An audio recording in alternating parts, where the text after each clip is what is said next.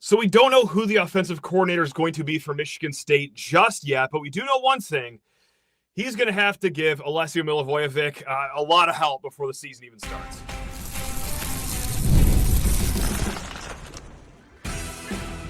You are Locked On Spartans, your daily podcast on the Michigan State Spartans, part of the Locked On Podcast Network, your team every day.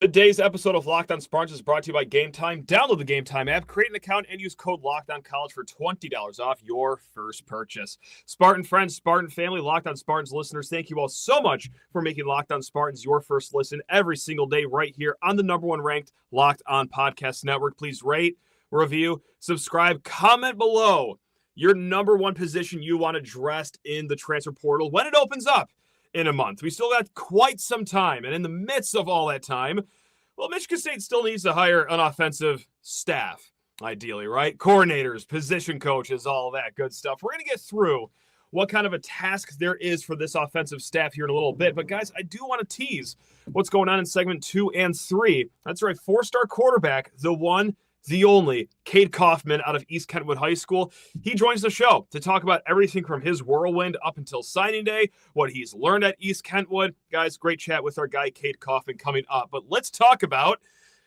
the current quarterback because, yeah, that was massive news last week. Alessio Milivojevic, who I thought played quite well the last month of the season. Yes, 1-3 as a starter, but as you all know, wins and losses can't completely be attributed to a quarterback.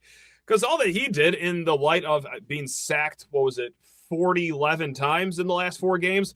He had 7 touchdowns, just 2 interceptions. He had one game that went over 300 yards against Minnesota. He had another one against Maryland that came just 8 yards short of another 300-yard game. But that's a massive, massive get for Michigan State, which is kind of silly to say. He was already on the roster. But in this day and age of college football, hey, even keeping a guy that's pretty good around, yeah, that can be considered a good get.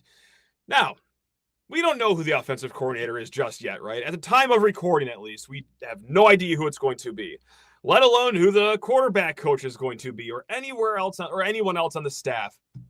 I got to say, this topic of conversation is just to remind us all, like, what kind of project they have at hand here. Just so we all have a clear understanding of the assignment before we get into portal season and any further into the offseason. Guys, not to cause panic or, make it sound like I'm ringing alarm bells, but let's go through how big of a job this is going to be to turn around this offense. An offense that, in points per game, yes, did take a few strides forward from the year prior, but that's not really saying much. That bar was already on the floor. They didn't even average 20 points per game the previous season. So, yes, improvements, not good enough, though. But it's going to have to be a big undertaking here because let's just go position by position around Alessio Milivojevic. And let's start with the guys that he's throwing the ball to. You're losing Omari Kelly. You've already lost Nick Marsh to the transfer portal, and you're losing Jack Velling. Okay, that's your top 3 ball catchers, not just for the whole season as far as receiving yards go, but also in Alessio's 4 starts to end the year. Omari Kelly, 191 yards on 17 catches. Jack Velling, 190 yards on 16 catches. And then Nick Marsh, 183 yards on 17 catches. He did a really good job of spreading the ball around. I have no doubt that Alessio will still find a way to make things work next year with no matter who his receiving core is. But, man, I mean, even if you throw in Rodney Bullard, a guy that caught 102 yards against Minnesota, that's a lot of talent leaving the room. So who do you have coming back? Well, you have Michael Masunis, a tight end that I thought had a pretty fine season last year, and he'll continue to have a good year of growth. Should he stick around, of course. I mean, you never know with this day and age. But right outside of him, the receivers, Christian McCray, big play McCray.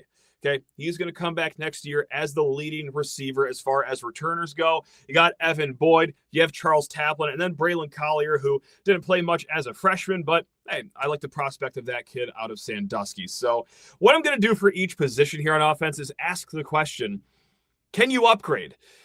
And through the portal, I'm actually not sure if you could upgrade from who the receiver core was last year. I mean, Omari Kelly, sure, it didn't seem like it statistically, but I wouldn't be shocked to see him go off the board as a day 3 pick or one of the first undrafted free agents. Nick Marsh, speak for himself. You go over to 24/7 Sports right now, he's currently the top-ranked player in the transfer portal. So that's going to be a big talent to replace.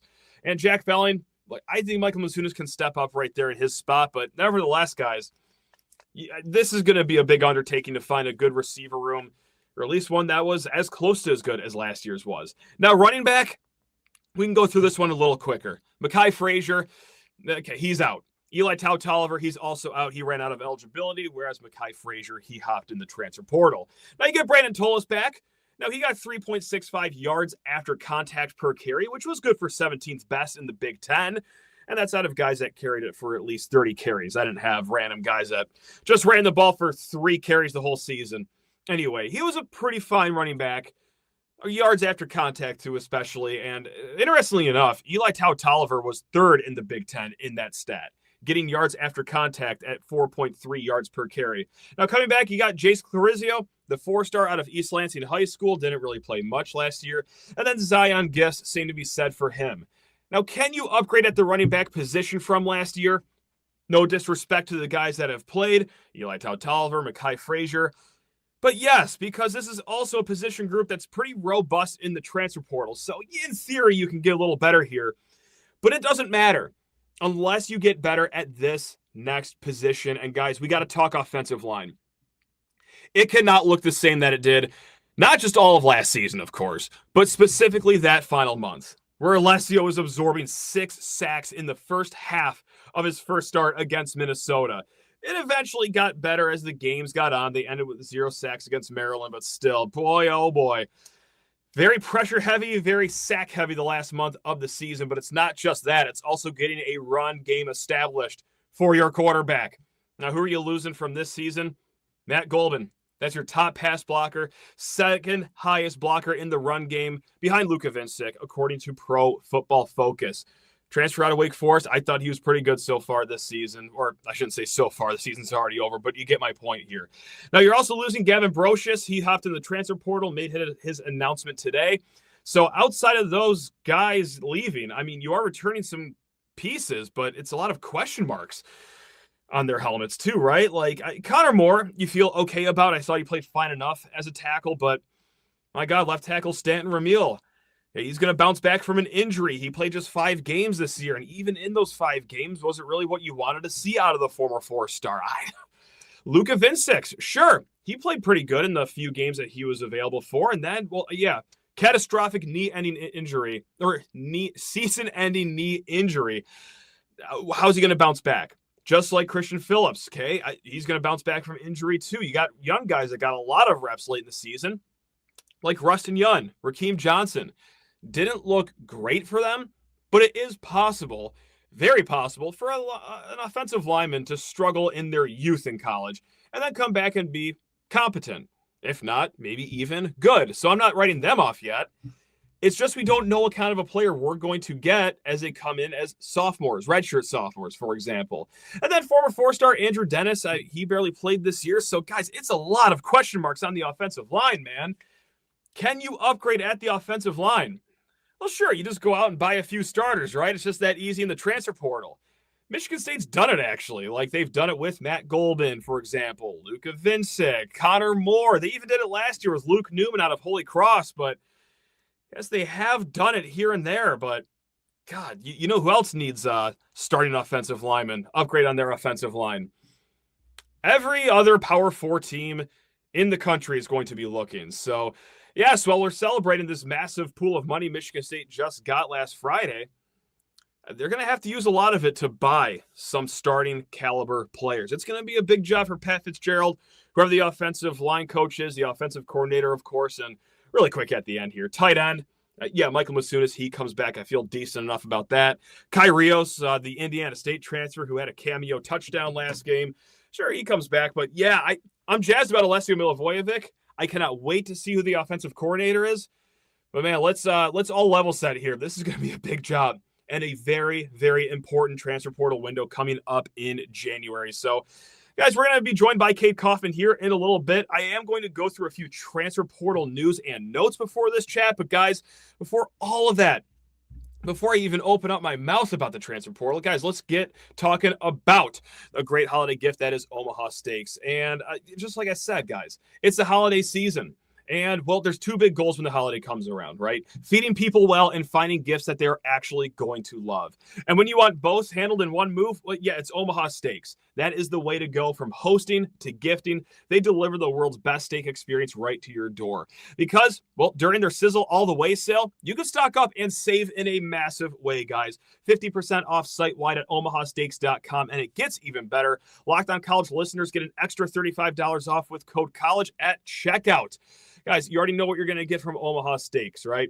Perfectly aged, insanely tender. It's restaurant level, just right at your own house, though. I mean, whoever you're going to give this gift to, even if it's yourself, they will be very thankful every time they host someone or every time they just want an easy meal to make at their home on a weekday. Guys, save big on gourmet gifts this holiday season with Omaha Steaks. Visit omahasteaks.com for 50% off site-wide during their Sizzle All the Way sale. And for an extra $35 off, use promo code COLLEGE at checkout. Terms apply. See site for details. That's omahasteaks.com, code COLLEGE. Now, let's just do a quick little news and note recap for the transfer portal right now before being joined by Kayd Coffman. We've already known this one, right? Nick Marsh, wide receiver, he's in the portal. Mekhi Frazier, running back, he's in the portal. Former walk-on defensive end Stone Chaney, he is in the portal too. And we had a 3-pack of news drops today on this Monday. Jeremiah Hughes, defensive back. Now, he transferred here from LSU. He played 29 snaps in 3 games this season. And then Tracy Revels, one guy that, boy, we get some things right in the show, right? I like to think that we could all agree on that. There's some things that we missed the mark on a little bit, and I think this is the gold medal winner here. Tracy Revels, because he did not play the entire season, and from what I know, I don't think there was an injury here. And what shocked me about that is that, well, he played all 12 games for Bowling Green as a redshirt freshman last year, and I'm not making, being a spot starter at Bowling Green out to be, oh, this kid's Caleb Downs from Ohio State, but with our secondary that had a lot of rotation going on, a lot of depletion over the last offseason, a lot of unknowns. I thought Tracy Revels would be a good candidate because, well, he's played corner, he's played nickel, he's played safety. Go ahead and put this pawn wherever you want him on the chessboard over here, but just did not pan out for Tracy Revels. So, yeah, that's going to be a transfer for him. I'm sorry if I misled anyone on that. It just seemed to make sense to me. You get a guy with a boatload of experience at least a Division I level. I assume he's going to have at least some impact on the team, but damn, missed that one. Now, guys, this is an interesting one. This one actually, I think, hurts Michigan State a little bit. Gavin Brocious, because he played 11 games on the offensive line last season. He's got 2 more seasons of eligibility. And we're not going to make Gavin Brocious out to be this, future all-pro NFL lineman. But I mean, that's a guy that was versatile. He could play both sides of the line. He has experience. And we just talked about how many holes and how many question marks there could be on this offensive line next season. Okay, well, you lost him. So I don't think it's going to be a player that you'll lose a ton of sleep over. But I saw that one. I was like, oh, that's That's actually a bummer. Like that's not like a transfer of attrition there. So good luck to him. Good luck to him. Spartan dog for life. Guys, there was one note that I just, I got fascinated by that I just wanted to bounce off all of you guys. And that is, there is a world if Michigan State beat Iowa, they held on to their 10-point lead in the 4th quarter, or they actually got it done in overtime against Minnesota, Michigan State could have very well have been invited to a bowl game this year. Now, that would have put them at a 5-7 record. There's 82 bowl slots that you have to fill, and plenty of schools have said no to being invited to a bowl game. So the tiebreaker amongst 5 and 7 schools is your academic progress report. How well are you doing in the classroom? Michigan State wasn't even high up there. They were 79th in the country. Well, Appalachian State, they just took the last bowl spot for the Birmingham Bowl, and they were also tied with Michigan State at 79th overall. The tiebreaker for this is what's your APR score the previous year, and Michigan State actually would have had the edge on App State. Now, would they have said yes to playing a bowl game, Pat Fitzgerald getting his first game as a Spartan under his belt in Birmingham? I got no idea. I've got no clue Michigan State's appetite to say yes to a bowl game with everything that just took place the last week. But According to AL.com, I just want to read this here, guys. Various bowl officials made their way through the 5 and 7 teams by order of their APR scores. Mississippi State opted for the Duke's Mayo Bowl, so that was one. Rice accepted the Armed Force Bowl, but Auburn, Florida State, Baylor, Kansas, Central Florida, Temple all said no to the Birmingham Bowl. Michigan State could have very well have been a bowl-eligible team if they won against Iowa. Now, is this something I'm going to lose sleep over? I get worked up about a lot of stupid things. Even this isn't one of them, but I just thought that was an interesting news and note. So anyway, guys, let's get down to it with our 4-star quarterback signee, Kade Coufman, right now. All right, guys, he's finally here. I know that you're done hearing me just blab on and on. It is the one, the only 4-star quarterback for the 2026 class, Kayd Coffman out of East Kentwood High School. Now, Kade, my God, I think I got a busy life over here just in my own right, but you, sir, fresh off a high school season. Last Sunday, Jonathan Smith, the guy that you committed to, he gets let go. Then very quickly after that, Pat Fitzgerald, he joins the staff. And then, well, just 3 days later, how about signing day? Kade, one word to describe the last 8 days for you. Just sum it up all with one word, please.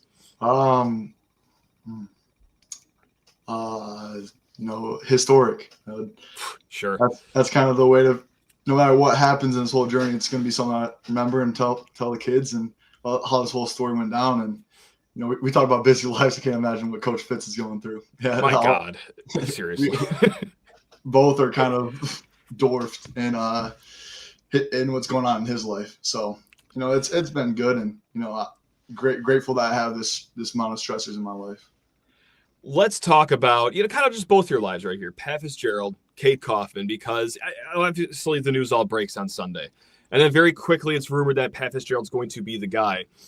How early was it until that you heard from Coach Fitz, leading up to signing day, of course, of all weeks?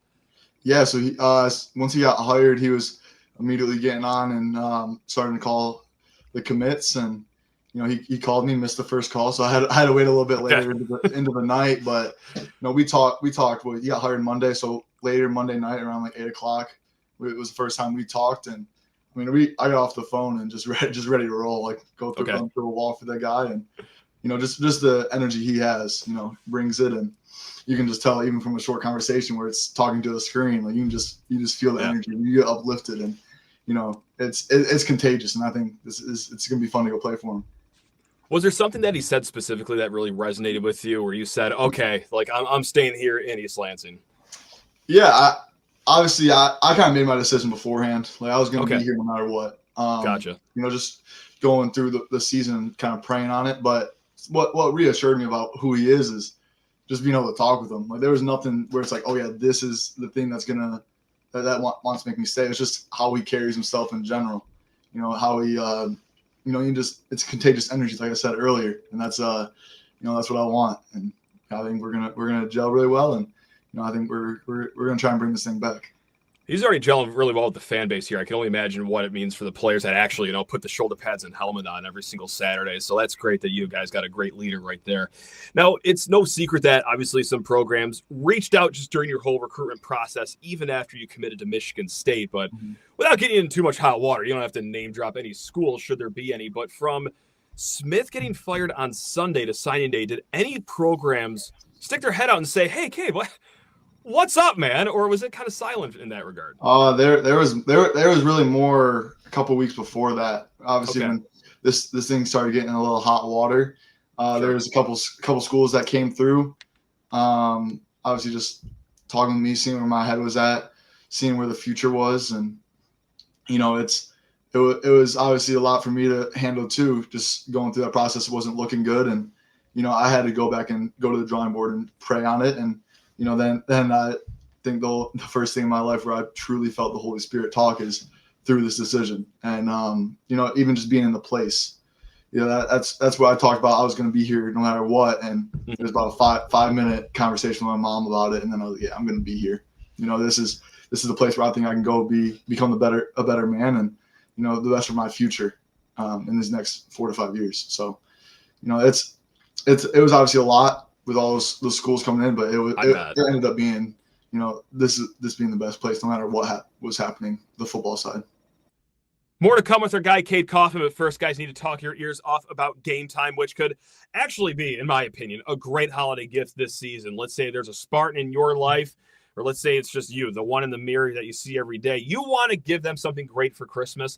Well, how about tickets to a Michigan State basketball game coming up? Whether it's one of these games that when the Big Ten race gets down to the wire in February, circle a date, go ahead and save money on those tickets right now with Game Time, because even months ahead of time, there will be flash deals to help you save. Or let's say, hey, you want to do an early Christmas gift next Saturday against Oakland, Little Caesars Arena, the day of the game. You just want to go ahead and buy those tickets. You can still save money because, yes, their last-minute ticket deals help put money back in your pockets. Guys, it is a super simple app to use. Even if there's one day where I'm not doing this podcast anymore or Game Time doesn't want to sponsor for some reason, I will still use Game Time. Like, this app is too good to be true. Go ahead, check it out for yourself. Take the guesswork out of buying tickets with Game Time. Download the Game Time app, create an account, and use code LOCKEDONCollege for $20 off your first purchase. Terms apply. Again, download the app, make an account, and use code LOCKEDONCollege for $20 off. Swipe, tap, ticket, go. Download Game Time today. When I say I literally cannot imagine what that must have been like in your shoes, clearly I literally cannot imagine. I was not necessarily a 4-star football player. Just maybe just a little slightly lower of a rank. But yeah, that's an incredible just few weeks to you leading up till signing day. I'm almost a little surprised that the bulk of this class has stuck together because the coaching staff's gone. You don't know who's going to be kept around from the previous staff. So how about you as a kid, if not the leader of the 2026 class? Were you a little surprised to see this class stick together for the most part? Yeah, I'd say a little bit.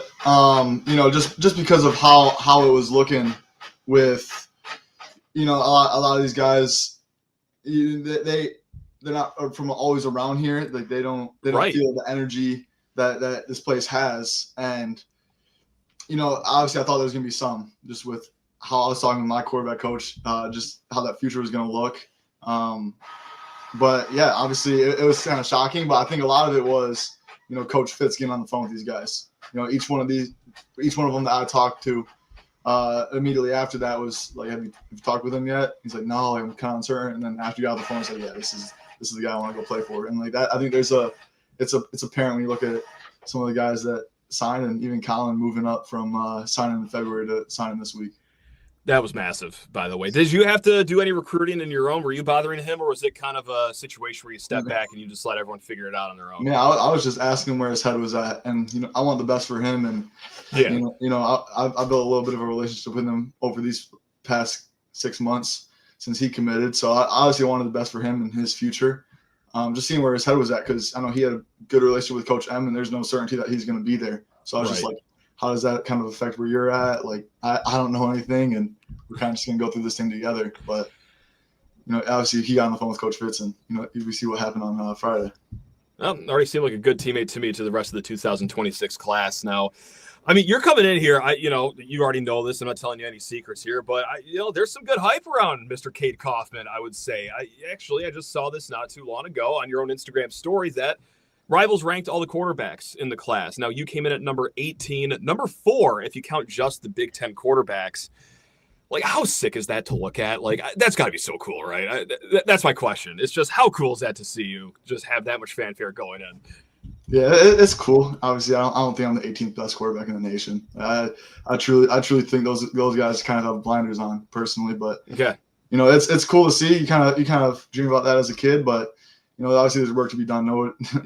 There's enough of those stories where those kids and guys like me that were in this position drop out and don't really get talked about, except for those YouTube videos about guys that could have been. So sure, it doesn't really matter that much. I'm just going to go do this thing how I know how to do it, and it's cool to get the recognition. But I've never wanted to be the best high school quarterback. I kind of wanted to go do bigger things. No, that makes a lot of sense. Did you feel like kind of a target on your back during high school, because your recruitment only blew up as you went into your senior year? Throughout your senior year, it seemed like your ratings only got higher. Could you feel that on Friday nights when you were going up against the opponent, or not really? No, I just fell back on my preparation and where I put my mind at, and I don't buy into this stuff. I'm ready to just go try and be the better football player week in and week out and try and grow. And at the end of the year, that was my second year starting, so there's still a lot of growth to be had. Yeah. And I grew a lot through the year. And that was kind of the message. I didn't have to prove anything to anybody. Coach Boyd would tell me that every week. Like no matter what you do, if you throw 5 touchdowns or you kind of lay an egg, like we're still gonna recruit you and we're still fired up to get you here. And that confidence from them, and just the confidence from my preparation and Coach Lack preparing me, my OC, just the mindset of we don't have to go prove anything to everyone. They can turn the tape on from last year, and we'll go make it better than it was last year. So the hardest question to ask anyone is to just talk positively about themselves. So let's just get this out of the way right here in the midway point of this conversation. Why are you a 4-star quarterback? Like, what's the best part of your game that you just love to rely on when it's under the lights? Yeah, I think the biggest thing, just from a pure film and not knowing me and the personality or the dynamics of the team, is just I think kind of that second playability. Being able to get out of the pocket and then make a play on the run, and either with the feet or with the arm. And I think that's the biggest thing that I've been complimented on and what's been pointed out in my personal opinion. But I think a lot of other stuff I do that people can't see is the processing and a lot of this leadership stuff we do on the team. And those are those things that aren't really talked about, but it's a big part of playing the position. That's kind of the hardest part that I think is the least talked about. And you guys are a rising power over there at East Kentwood. Certainly, you're part of that. But, they've made such an investment with facilities. They got this new indoor facility coming up very shortly, which, God, that looks like a Texas high school facility, man. What's the best thing that you learned just through your time at East Kentwood, whether it's on the field or off the field too? Yeah, I think I'm going to start at the top. Coach Spence, our head coach, he taught me how to be a better man. I think he's the best leader I've ever been around in my life, and being able to just learn and absorb that ability, how to lead different guys, how to change the message compared to different guys. And we had guys from all walks of life on our team. We had different religions, different everything. You have to motivate those guys to do things. And that's the biggest thing I learned from him. And we had weekly conversations about it, about how can I lead these guys? How can I do this? How can I, not be too abrasive, but still get what we need to get done? How can I be more lenient when I need to be, just to kind of boost the morale and stuff? Like just those little things that are kind of nuanced that I needed to refine. And then obviously on the field, he gave me some tips, but it was more Coach Lack, just from when I transferred in 2 years ago to now. And, we spent countless hours in the film room, and, even last year, and even this year, I'm talking at lunch with them about our run game and what they need to do better next year, and just give my 6 cents. But he's talking a lot just about ball and playing the position, and a lot of the oversight too, and the play calling and why we're doing certain stuff. And I'm indebted to them for my life and all this position I'm in right now. So Friday nights, even next year, you're going to be an assistant coach at East Kentwood, drive back for kickoff at Spartan Stadium. I kind of like that future for you right there. Surely you're not going to be busy as a student at Michigan State already. But just go ahead and add that to your list. Why not? Sure, it's more of an internship. So I think you're talking about Coach Shane Lockenaria, right? Is that who you're talking about with Coach Locke? So we've had him on this show a few months ago because it's a situation I still just can't wrap my head around. He's obviously your offensive coordinator at East Kentwood. Now, he was at a place, Servite, over in Anaheim, California, not too long ago. And who was his quarterback? Against all odds, all just out of pure coincidence, Leo Hannon, the guy that's already at Michigan State. I can't believe that. He's been over 3 time zones, 2 different high schools, and both quarterbacks ended up committing to Michigan State. That's crazy, right? I'm not blowing this out of proportion. That's got to be even weird for you, right? That's just a testament to the type of guy he is and the developer he is. And obviously, me and Leo have certain God-given abilities, but refining those things. Yeah. And I think, obviously Leo's had a ton of coaches. I think he had 4 different offensive coordinators. So I think so. Yeah. There's obviously a lot of input that he had, and a lot of guys that shaped him into who he is. And a lot of my stuff is just from Coach Lack, and that's a testament that he has 2 guys, in the Big Ten, same school, playing Big Ten football. That's just a testament to how he develops and the type of person he is. He seemed like a great coach to play for, even just when talking to him. What's the biggest thing that you learned from him on the field? What about, reading the defense or playing the offense did you pick up that you just can't wait to implement in your own college game? Yeah, I think just pre-snap indicators and how we can what's different from the base look and how we can expect different things. And that was something that was a big emphasis going into coming into this year during the last offseason, was how we can do that. And I think that summer was big in that growth, and we would talk after every practice about what I did good, what I didn't do, how we can tell these things. And that it got so nuanced to the point where, and we were going against our own defense, so it was a lot easier to pick up, and it was a good learning curve. Mm-hmm. But, one more step in versus one more step out. Like when is rotation coming? When am I going to be hot? Like all these things, and just the mental side of playing the position, which I think he does better than anyone. No kidding. I mean, that guy gets results. Safe to say. Look, before we let you go, last question, because I believe it's been reported that you're going to be an early enrollee at Michigan State, right? You'll be here before you even know it. One thing you're looking forward to the most here when you show up at East Lansing, what is it? Yeah, I think about just getting to work. That's the biggest thing. I know me and Joey, we've talked about it a lot, just how we want to shape this thing, what this class wants to be remembered for, especially just me and him, just like what do we want to be remembered for.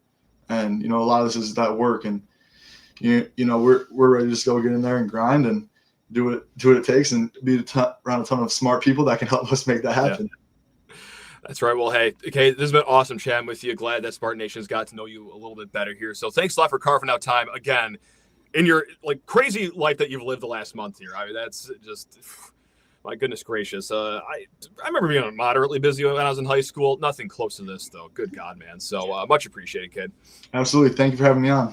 You got it, guys. We'll be back tomorrow because you guys already know this. We do this 5 days a week right here at Locked On Spartans. Joining tomorrow's show, the one, the only Graham Couch. But until then, guys, take care of yourselves. Love you all. Go green.